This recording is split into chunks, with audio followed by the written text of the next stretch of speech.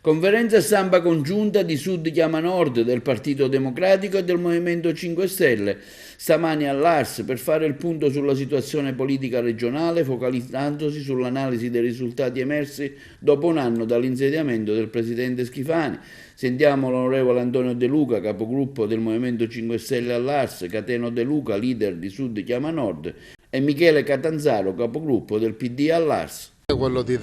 notificare un foglio di via a questo governo che è il peggiore della storia, avviare un percorso di dialogo col territorio, perché se noi riusciremo a portare avanti, come ne sono convinto, questo dialogo, dovrà nascere un programma unitario che mette da parte le differenze ma crea una visione di Sicilia che sia condivisa con i siciliani, con il territorio, quindi ampiamente discussa, che parta per tempo e che sia riconoscibile come un'unica offerta politica e non come una accozzaglia, una somma di voti, una somma di candidati, una somma di liste, che invece è quello che ha prodotto il governo Schifani. In questo momento sicuramente c'è una disattenzione totale verso la sanità pubblica e questo è purtroppo un qualcosa che investe tutto il territorio siciliano. I morti e i malati non hanno differenza di residenza e in questo momento il popolo siciliano da questo punto di vista è nei guai. Se deve fare un esame, anche un esame salvavita, una TAC, una risonanza magnetica, una mammografia, è costretto o a rivolgersi alla sanità privata oppure a rischiare di morire e noi questo non lo accettiamo e non lo accetteremo mai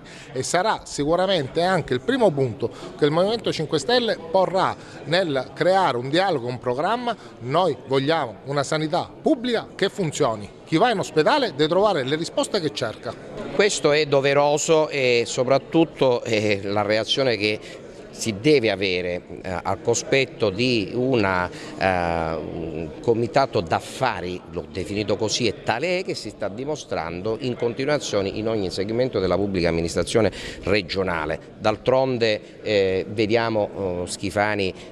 cosa fa, cioè non compare mai, si fa le sue trattative con lo Stato e continua a svendere quelle che sono le risorse dei siciliani proprio ai poteri forti, come sta facendo per il ponte sullo Stretto di Messina. Ho detto più volte ai colleghi di 5 Stelle e del PD che bisogna far dimenticare ai siciliani quello che è successo alla vigilia delle elezioni del 2022, delle elezioni regionali, che dopo le primarie purtroppo poi hanno litigato e sono andati separati. Questo significa che noi dobbiamo molto tempo prima di questa scadenza dimostrare che abbiamo la capacità di fare amalgama, di fare progetto e far dimenticare anche questi incidenti di percorso che ovviamente minano alla credibilità di ciascuno di noi. Io già ho detto che Luigi Sunseri è bravo, ma non lo dico io, lo dicono i fatti. Per me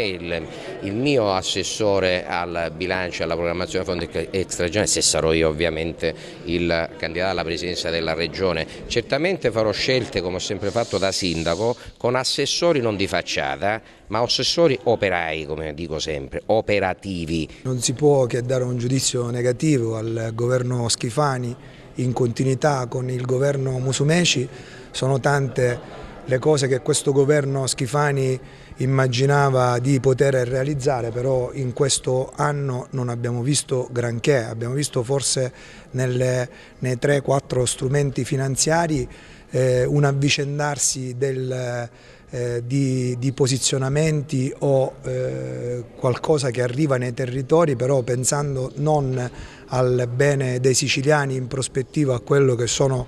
le categorie produttive dove intervenire, ma pensando e concentrandosi forse soprattutto nell'ultima finanziaria a quello che è la campagna elettorale delle prossime europee. Il lavoro che noi vogliamo fare è quello che già stiamo facendo in questi mesi, è un lavoro che ci vede uniti in aula sul confronto dei temi, cercando di partire proprio da questo, facendo una opposizione come la stiamo facendo. Non è un'opposizione gridata, è un'opposizione ragionata su quello che è il miglioramento dei temi, cercando proprio di portare le nostre proposte. Lo abbiamo fatto anche in finanziaria. Ci troviamo ad esempio su quello che sono temi come il diritto alla salute, come l'agricoltura, quindi siamo qui proprio ragionando e partendo dall'aula sui temi.